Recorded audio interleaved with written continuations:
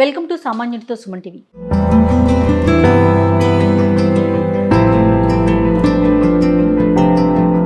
నమస్తే రమగారు. నమస్తే జయ. రమగారు, మనము ఈ సామాన్యుడితో సుమన్ టీవీ అనే కాన్సెప్ట్ చేస్తూ ఉన్నాము. ఎవరైతే మనకి మెసేజ్ చేస్తున్నారో వాట్సాప్లో వారికి వీళ్ళు వెంబడి కాల్ చేసి వాళ్ళకున్న ఒక సమస్య కానీ వాళ్ళకున్న అనుమానాన్ని మీరు నివృత్తి చేస్తున్నారు. తర్వాత భాస్కర్ అని ఒక అతను వాట్సాప్ చేశారండి. వైఫ్కి హస్బెండ్ మధ్య ఒక చిన్న ఇష్యూ. సో ఒకసారి మీతో మాట్లాడాలి అని అంటున్నాడు. మాట్లాడదాం. కాల్ చేయనా?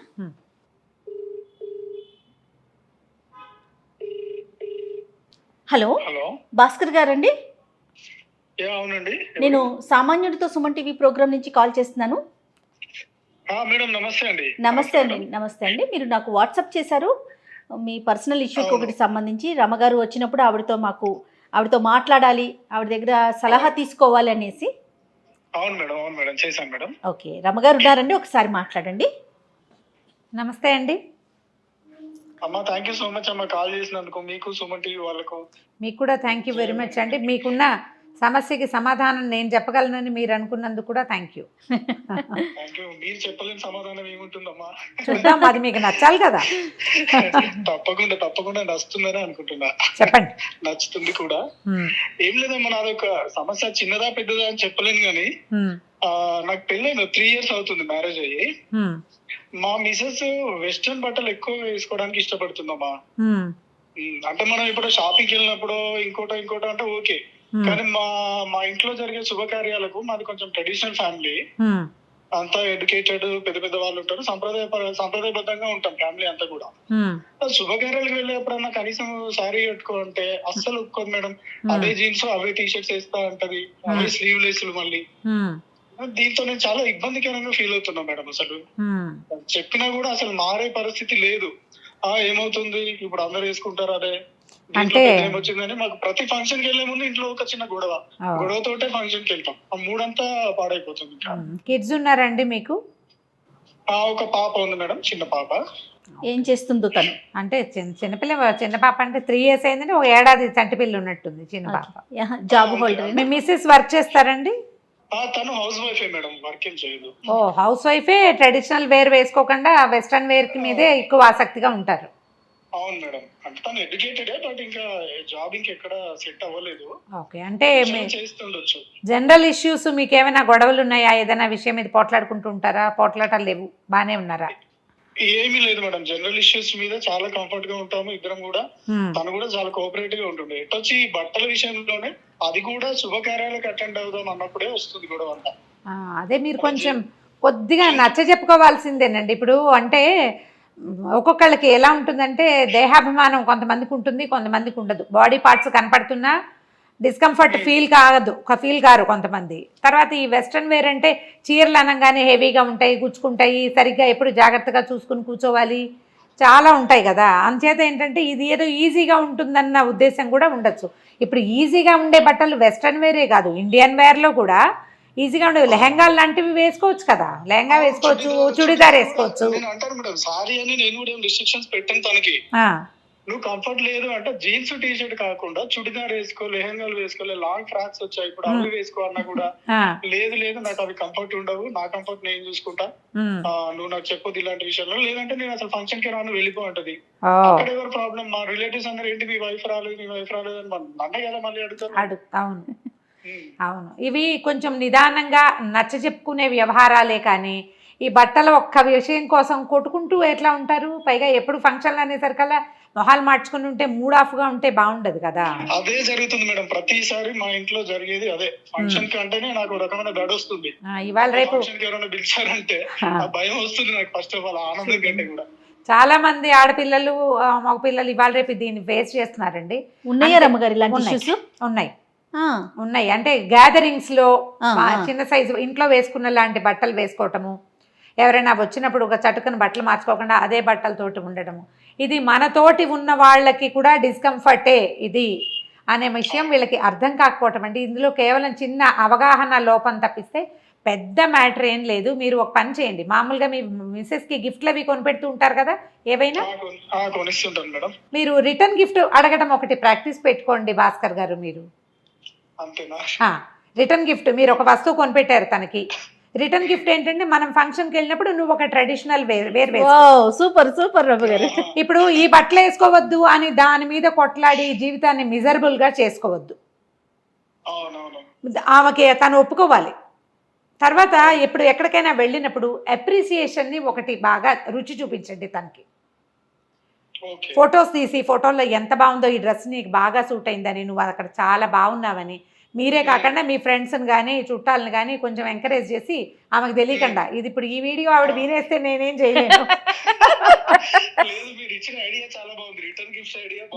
తర్వాత వాళ్ళు ఎంకరేజ్ చేయాలి సర్ప్రైజ్గా, నువ్వు నా కోసం ఇది ఎప్పుడైనా చేస్తావా? ఇప్పుడు దశరథుడు కైకాదేవి వరాల్లాగా నేను అడిగినప్పుడు 2 వరాలు ఇవాళ ఇది దానికోసం తనకి ఎక్కువ గుచ్చుకోకుండా మరీ దగదగలాడకుండా ఉండేవి, నైస్గా ఉండేవి, కాటన్వి, లైట్గా ఉండేవి, ప్యూర్ సిల్క్స్, మంచి డ్రెస్సులు కొనిపెట్టండి. ఇవాళ రేపు ఏంటంటే ఈ డిస్కంఫర్ట్ ఫీల్ అయ్యే వాళ్ళందరికీ గుచ్చుకునేవి, కరకరలాడేవి, నిలబడేవి సహించలేరు.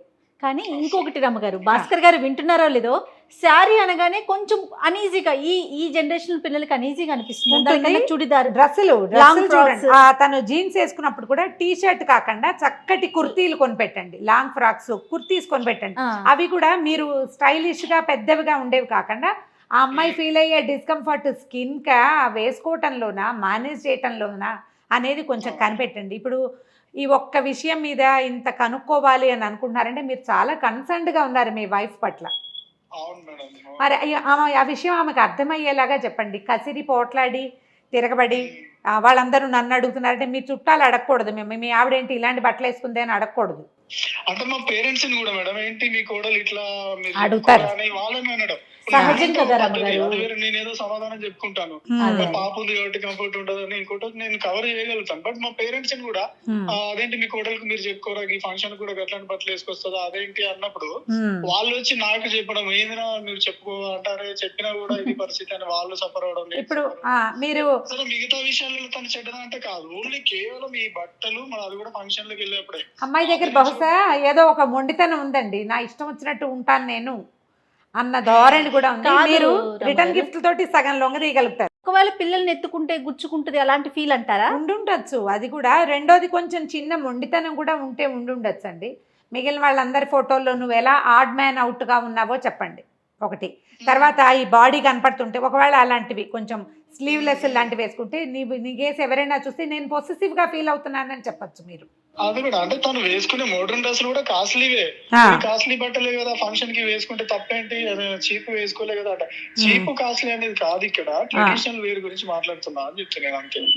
ఇప్పుడు నేను చెప్పిన ఐడియా ప్రకారం చేసి చూడండి. మీరు సంవత్సరంలో ఒక 3-4 ఫంక్షన్లు ఉంటాయి జనరల్ గా, అంతే కదా. ఆ 3-4 ఫంక్షన్లలో కనీసం 3 మీరు మీ రిటర్న్ గిఫ్ట్లలో పెట్టేసుకోండి.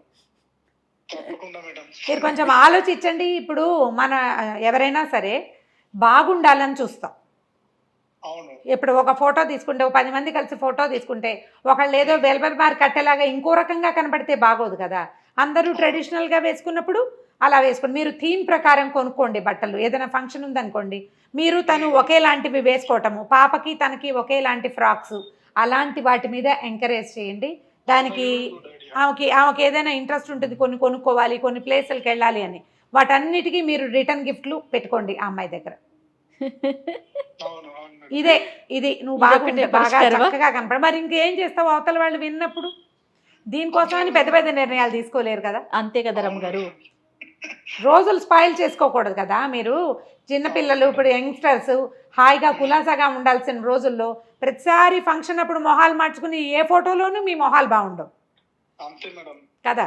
ఇది ట్రై చేసి చూడండి. ఒకవేళ ఆవిడే ఇంకా మీకు లొంగకపోతే ఈ విషయానికి కూడా ఎప్పుడైనా ఒకసారి పర్సనల్గా నాతోటి మాట్లాడించండి, నేను కూడా ట్రై చేస్తాను.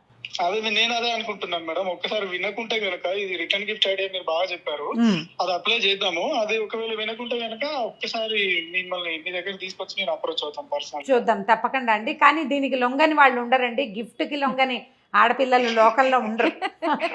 తర్వాత ఫోటోల్లో మనం అందంగా కనపడ్డాం అనుకోండి, ఎవరైనా చాలాసార్లు అప్లాజ్ కూడా ఎంత బాగుందో, నీ డ్రెస్ భలే బాగుంది, ఈ కలర్ నీకు బాగా సూట్ అయింది, అలాంటి వాటికి కూడా పొగడ్తకి లొంగని వాళ్ళు కూడా ఉండరు. కాకపోతే కొంచెం ప్లాన్డ్గా చేయండి. ప్రతిసారి ఒకే స్టెప్ వేయకుండా కొంచెం కొత్త కొత్త స్టెప్పులు వేయండి చిరంజీవి గారి లాగా మీరు కూడా. అదే నేను కూడా ఇక వేరే వాళ్ళు ట్రైన్అప్ చేసి ఫంక్షన్ కి వస్తున్నాం రా బాబు అని 10 మందికి మోటివేట్ చేసి నేను కూడా చేయాలి. మరి 10కి చేయకండి, 10కి చేయపోకండి, 2-3 చేయండి. 10కి చేస్తే అత అయిపోతుంది, తెలిసిపోతుంది. ఓ 2-3 కొంచెం తనని పొగడండి రా బాబు అని చెప్పి ప్రిపేర్ చేసి వెళ్తాం. అంతే, ఇంకా అదే చేయాలి. ఓకేనండి, thank you so much madam. Thank you. మంచిది, ఉంటానండి. నమస్తే. బాబా ఏం ఐడియా రవి గారు. మరి ఏం చేయాలి జయ? ఒక్క ఐడియా జీవితాన్ని మార్చేస్తుంది. చూద్దాం మారుస్తుందో లేదో. చాలా బాగుందండి. అందుకే అనుభవం అంటారు. మరి ఇంకా తప్పదు కదా. అంతే చూడు, నీకు విషయానికి మిగిలినవన్నీ బాగున్నాయి, అమ్మాయికైనా అంత పట్టుదల ఏమిటి చెప్పు? మరి నాకు కావాల్సినట్టే చేయాలి. వెళ్ళే ఫంక్షన్స్ బట్టి ఇప్పుడు మన ఫ్రెండ్స్ తో వెళ్తున్నామా వేసుకో, ఇంట్లో ఫ్యామిలీ అంతా అటెండ్ అయ్యేటప్పుడు కొంచెం ఆలోచిస్తే బాగుంటుంది. పెద్దవాళ్ళ ముందు నా భర్త, అతనితో నేను బాగుంటాను, అతను కూడా వాళ్ళతో బాగుండాలి అని ఒక ఆలోచన అమ్మాయిలు కూడా చేస్తే బాగుంటుందమ్మా. అవును రమ్మ గారు, చూద్దాం. మన దగ్గరికి వచ్చింది అనుకో, అప్పుడు అలాగే చెప్దాం. తప్పకుండా. నమస్తే అండి. నమస్తే జయ.